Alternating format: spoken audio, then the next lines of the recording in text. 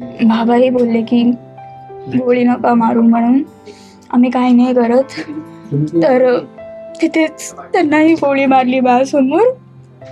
ती काहीच नाही करू शकली. बाबाला उठवायचे प्रयत्न केले पण बाबा उठत नव्हता. आम्ही निघतच होतो पण अचानक तिथे फायरिंग चालू झाली. आम्हाला काहीच सुचलं नाही. सरकारकडे झालीच पाहिजे आणि आमच्या घरातला सारखा माणूस गेले.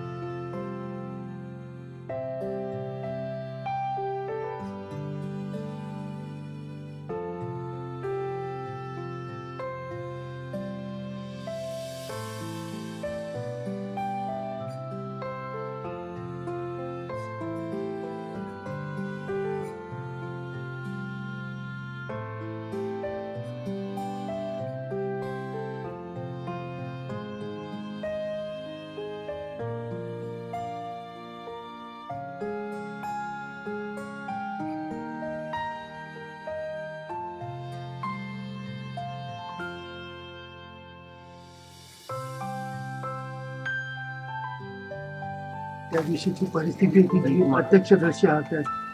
आम्ही फिरायला म्हणून गेलो होतो सगळे, आम्ही 3 फॅमिली होती आमची. आम्ही निघतच होतो पण अचानक तिथे फायरिंग चालू झाली. आम्हाला काहीच सुचलं नाही. सरकारकडे झालीच पाहिजे आणि आमच्या घरातला सारखा माणूस गेले. आम्ही मिनी स्वित्झर्लंडला होतो. सगळं चांगलं चालत होतं तिथे व्यवस्थित. मग आम्ही निघतच होतो तर तेव्हा शूटिंग अचानक चालू झालेली. सगळेच क्ल्यूलेस होते की काय चालू होतं वगैरे. मग नंतर मी बघितलं की मी 2 जणांना बघितलं, हातात बंदूक होती आणि शूटिंग करत होते वगैरे. मग नंतर विचारलं की कोण हिंदू आहे कोण मुस्लिम आहे म्हणून. मग संजय काकांना पहिले असं त्यांनी हात वरती गेला तर त्यांना पहिले गोळी मारली. नंतर हेमंत काकांना मारली. ते विचारायला गेलेले की काय झालंय नक्की, तर क्या हुआ है, कुछ हुआ है क्या, हम कुछ नहीं कर रहे असं ते बोलताच त्यांनाही गोळी मारली. मग माझे बाबाही तिथे गेले. माझे बाबाही बोलले की गोळी नका मारू म्हणून, आम्ही काही नाही करत. तर तिथेच त्यांनाही गोळी मारली माझ्यासमोर. ती काहीच नाही करू शकली आणि होती मी तिथे घाबरून. जवळपास 15-20 मिनिटं आम्ही तसेच भीतीत होतो, घाबरत. मग नंतर ते गेल्यावर आम्ही सगळे पळालो. बाबाला उठवायचे प्रयत्न केले पण बाबा उठत नव्हता, म्हणजे बाबाला होत नव्हतं उठायला. मग तिथे बोलले की उनको छोड़ो, जिसको गोली लगी उनको छोड़ो, वहाँ आर्मी आएगी उनको लेने, पहले आप उधर से भाग जाओ, अपनी जान बचा लो करके. तो हम 6 जण उधर से भाग रहे थे. असं पाहिजे कारण हे खूप अनएक्सपेक्टेड होतं. आम्ही नुसतं असं फिरायलाच गेलेलो. पहिलाच दिवस होता आमचा फिरण्याचा. हे बिलकुल पण एक्सपेक्ट नव्हतं केलं आम्ही असं काही होईल. आम्हाला वाटलेलं की काश्मीर सेफ आहे. याच्या आधीही माझे आई बाबा जाऊन आले जम्मू काश्मीरला. मी लहान असताना जाऊन आले आणि मी 2nd टाईम जात होती जम्मू काश्मीरला. तर बिलकुलच आयडिया नव्हती की असं काही होईल. बस गव्हर्नमेंट आम्हाला जस्टिस देईल एवढीच अपेक्षा. परिस्थिती अशी होती, सगळे टुरिस्ट होते, साधारणतः 2 ते 3 हजार टुरिस्ट त्या ठिकाणी ते फॅमिलीसोबत एन्जॉय करत होते. आणि असं काही वाटेल असं स्वप्नातसुद्धा वाटलेलं नव्हतं.